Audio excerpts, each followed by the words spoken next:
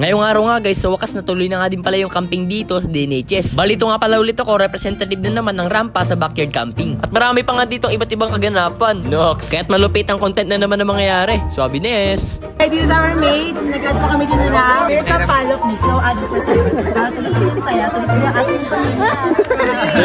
Tapos, nag-add din kami dyan ng rejuvenating scent.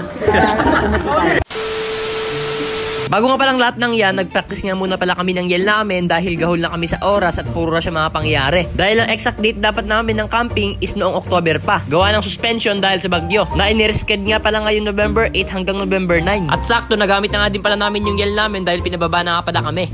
Ole, ole, sige, sige, sige, ala, ala, ala, And then after nga pala namin mag-yell, iba't ibang grupo nga din ay nag-yell. Kasunod niya ng opening ng mga Scouts Marching. Pinagsumba na nga din palang lahat at may mga piniling the best sumayaw.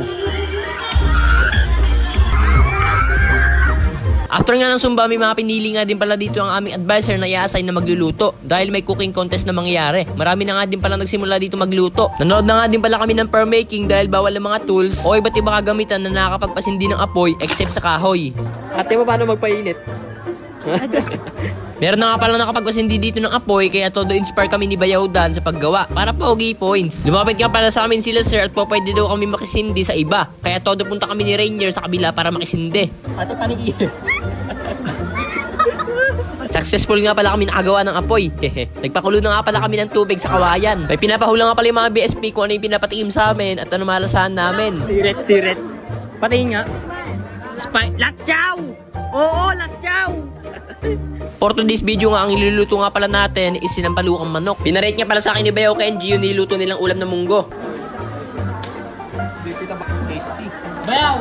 Sabi ko sa'yo, masarap pati nagluluto. Gumawa pa nga pala kami ni Bayaudan ng isa pang lutuan para sa bigas. And then after nun, bumalik nga pala kami sa aming pinaglulutuan at paluto na nga pala ito sinampalukang manok. Kaya dali na nga pala hinangon ni Rainier. Ito nga pala yung mga nagluto. Insert kay Bayaudan Yel. Hey, this is our mate. Nag-add pa kami din na. Here's a palok mix, no added preservative. Para tuloy yung saya, tuloy yung ating pamilya. Tapos, nag-add din kami dyan ng rejuvenating scent. After nga pala namin ipatikim sa judge yung sinampalukang manok, bumalik na nga pala kami sa room namin upang mag-ayos. Kakain na nga daw din pala kami. Kaya nagpunta na kami ni Bayaudan sa area kusina. Sinigang na baboy nga naman pala ang aming ulam. Ay nakita na nga ba kayo na ganito pagkainan? Yung nalagay sa may puno ng saging yung ulam na kanin. Naks naman, di ba? After nga pala namin kumain, nagpunta nga pala ulit kami sa may gym para sa awarding. And then after nun, nagpunta nga pala kami sa may likod ng gym para manood ng fire camp.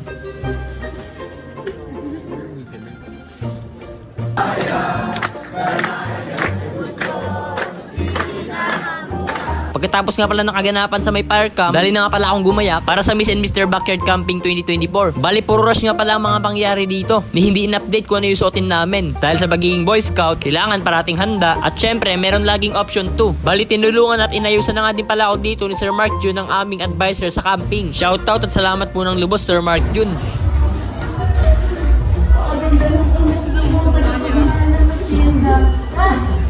Ang suot nga pala namin is kumot. Kumot na ginawa na paraan. Ay swabins nga pala ang skills design dito ni Sir. Ito nga pala si Cyrus, ang aking partner sa rampa. At ang kanyang designer ay si Ma'am Kim. At syempre si Ate Christine. And after ng ilang saglit, natapos na nga din pala ang aming costume. Todo practice nga pala kami ng aming rampa kahit gahol na sa oras. After nga ng ilang minuto, dali na nga pala kaming pinalabas at rumampa. Good morning, Dikdik!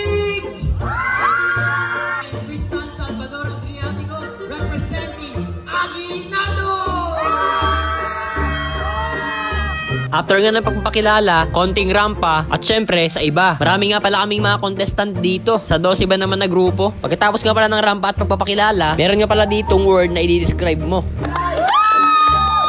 Good morning, teenagers sa matapang, isa sa mga katangian ng scouting, BSP. Yan. Ilan dito ngayon, sa aralan ko, mga BSP scouting, hindi lang BSP. Sa lahat ng tao, dapat tayo maging matapang. Sa pagiging matapang natin, dito natin nakikilala ng lubos sa sarili natin. Kasi hindi tayo natatakot, syempre. Kapag hindi ka natatakot, kaya-kaya mong gawin yung lahat.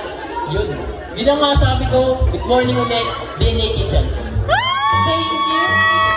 After ko nga palang sumagot, syempre yung iba din. And then after nun, awarding na nga din pala.